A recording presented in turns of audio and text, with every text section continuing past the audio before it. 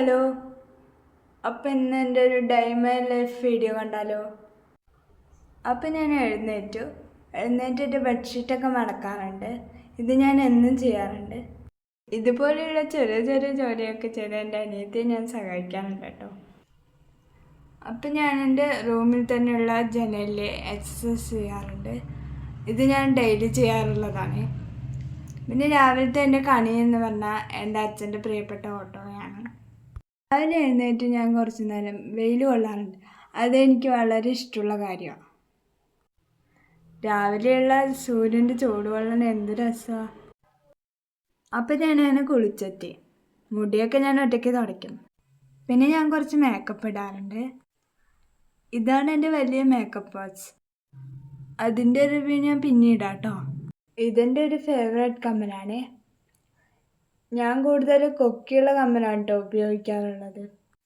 കാരണം അതാണ് എനിക്ക് ഇടാൻ എളുപ്പം. ഇതാണ് എൻ്റെ കറുകറുത്ത കാജൽ.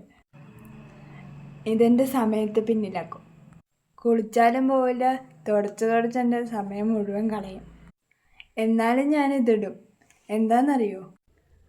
ഇതാ കണ്ടില്ലേ എന്താ ഭംഗി. അപ്പം അത്രേ ഉള്ളൂ എൻ്റെ മേക്കപ്പ്.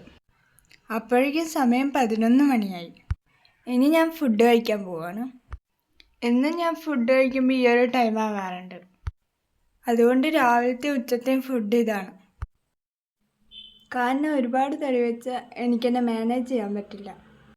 അപ്പം ഇന്നത്തെ എൻ്റെ സ്പെഷ്യൽ ചോറ്, സാമ്പാർ, ഉപ്പേരി, ഉപ്പിലിട്ട മാങ്ങ, പപ്പടം. ഫുഡൊക്കെ കഴിച്ച് ഞാൻ കുറച്ച് നേരം TV കാണാനിരിക്കും. ആരും ഇല്ലാത്ത സമയത്ത് TV ആണ് എൻ്റെ കൂട്ട്. വൈകുന്നേര സമയങ്ങളിൽ ഞാൻ പുറത്തു വന്നിരിക്കാറുണ്ട്. ചായയോട് എനിക്ക് വലിയ താല്പര്യമൊന്നുമില്ല. സ്നാക്സ് കൊണ്ടുവന്ന് കഴിക്കാറുണ്ട്. എൻ്റെ വീട്ടിൽ കിണറുള്ളതുകൊണ്ട് ഈ സമയത്ത് പുറത്തിരുന്ന അമ്മമാരൊക്കെ വെള്ളം എടുക്കാൻ വരും. വന്ന് എന്നോട് സംസാരിക്കാറുണ്ട്.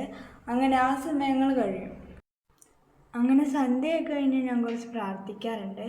ദൈവത്തിനോട് ഒരു പ്രസൻറ്റ് പറയണ്ടേ. കൂടെ ഉണ്ട് കുറച്ച് സങ്കടങ്ങളും സന്തോഷങ്ങളും. അടുത്തത് അച്ഛൻ വരാനുള്ള വെയിറ്റിംഗ് ആണ്.